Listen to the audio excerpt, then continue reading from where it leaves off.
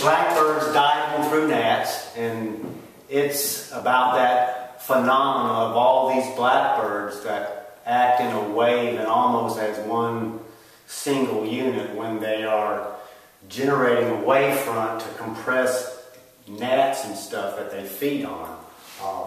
It's made from obsidian and mussel shells. The obsidian comes from Glass Butte in Oregon. And the mussel shells, speaking of gnats, mussel shells come from Tennessee River at Pickwick Lake, and they've got just a certain iridescent and pearlescent quality that I really like. Yeah, blackbirds diving through gnats. We've got River Rising, which is, you know, about the Mississippi. About once every couple of years it jumps bank and wreaks havoc, and once again it's kind of a comment on the weather and just the way nature has its way with us. It's made from redwood and once again lashed with a traditional diagonal and square lashing. Let's see, let's do a couple more. Baby Buddha Smile.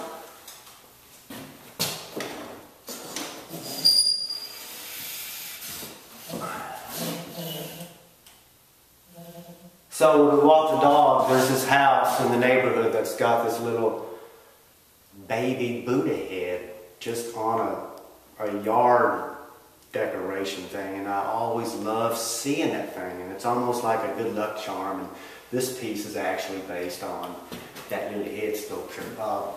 So once again, mussel shells kind of being like stars, and obsidian kind of being like dark matter, and a yin-yang kind of business, and you know, gravity kind of bends light into a smile type attitude. Yeah, once again, you know, obsidian from Oregon and mussel shells from the Tennessee River. What else we got here? Oh yeah, one of my favorites.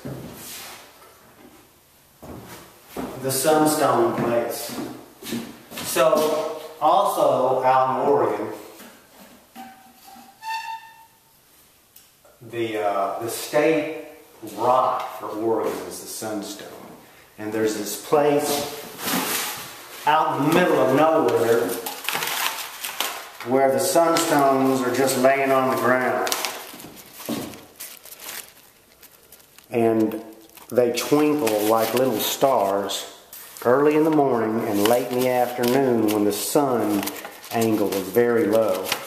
And it's a feldspar type stone, and they can be polished up to be quite pretty and faceted like gemstones. So anyway, the sunstones go into the lava bomb fragment like that. And then we've got obsidian needles, which is kind of a natural formed faceting effect in some of these big lava fields. I guess the obsidian just cracks off in these kind of what they call needles, and then we've got the sun just kind of beating down on everything, and that's kind of a little lava ball too. And once again, everything's lashed together, and these are all kind of directly found things from my travels, and that's part of what I like to do, is just looking down on the ground and finding stuff. I've always been just crazy about rocks and just, oh, the rock shop, we gotta stop at the rock shop kind of business, you know. So rocks, yeah, that's what's happening for me. Well, we'll just leave that right here. Now, the one right behind you is Lady Bird Johnson Grove, once again in Redwood National Park in California. It's a combination of state parks and nationally protected redwood parks. It was named after Lady Bird Johnson. She took a hike up into one of these groves when her husband was president, fell in love with the place, and went home and said, you're going to make this a national monument and it's going to be protected. And lo and behold, it is, and it's a beautiful spot in the redwood forest, about a half-mile walk or maybe a mile and a half up to the grove itself on a well-maintained path. So yeah, if you can get out there, get on, because that's where all the good stuff is. And the trees are just giant. I mean, it's a big old grove full of just giant redwood trees. This piece is actually made from driftwood cedar from the Tennessee River. And once again, I've got these little rocks that are kind of like being used as like photons, creating this kind of komorebi effect of sunlight falling through the trees.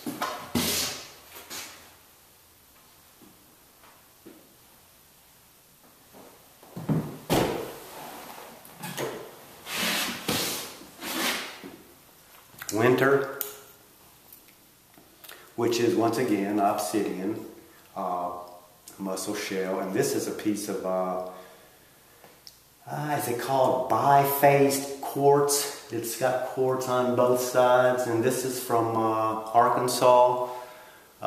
Digging around, the whole state of Arkansas is like one big pile of quartz. You know, it's just quartz everywhere. I use this to kind of indicate a hoarfrost type phenomena.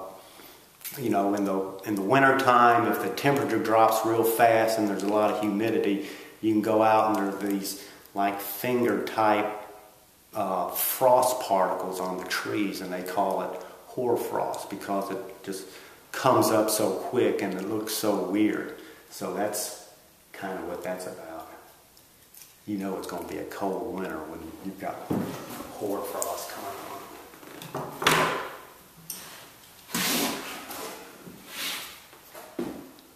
St. Michael's bad day, when he was cast out for caring too much about the humans, is the story I heard. Anyway, his halo's busted, his wings are gone, and you know, heaven is dropping far away for him. So he gets to live with the humans for a while. See what that's about. If you care about them so much, go live with them. Tell me how that works for you. So anyway, what else we got here? Oh, we got this piece on the front porch. This is another piece about blackbirds called Blackbird's Buggin'. And it's also made from worked obsidian and mussel, I mean not mussel shells, but found stones.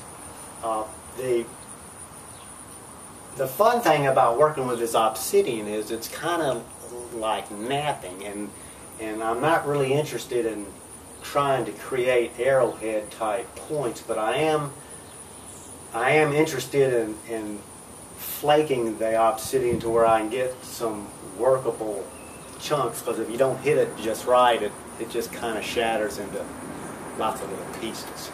And that technique is to get these big flakes is called working the high end of the mast, which is something pretty darn technical for, you know, a Native American maybe 5,000 to 6,000 years ago, where you can specifically hold the shape of a stone and by generating an impact on it, create workable flex that you can actually, with a further, you know, craftsmanship, turn into arrowhead points and spear points. And the obsidian itself is just razor sharp when it comes off those flakes, just like a lot of other napped flint stonework. And I would think that a man that's proficient at making arrowheads could generate these things pretty quickly and almost have specific shape tools for scraping and crushing and like cutting grass and harvesting nuts and stuff. So yeah, blackbirds diving through gnats and blackbirds buzzing. Not like the way the birds, you know, the starlings, they be walking around just kind of picking and stuff, and the mockingbirds, they do this kind of business when they're looking for food, and of course you've got the wavefront created by the swarms of blackbirds, so they all kind of hunt for their food differently, and you know, I like watching that kind of business. I'm always interested in the natural phenomena and actually how we kind of interact in the whole scheme of things. It's like humans are almost like the very top skin of the earth, and you know, we have access to the heaven and the earth, and we're in a very unique position, our size relative to the rest of the universe, and what we're willing to comprehend. And you look at other wildlife and you can think, well, maybe they have emotions, maybe they don't, maybe they're in a better spot.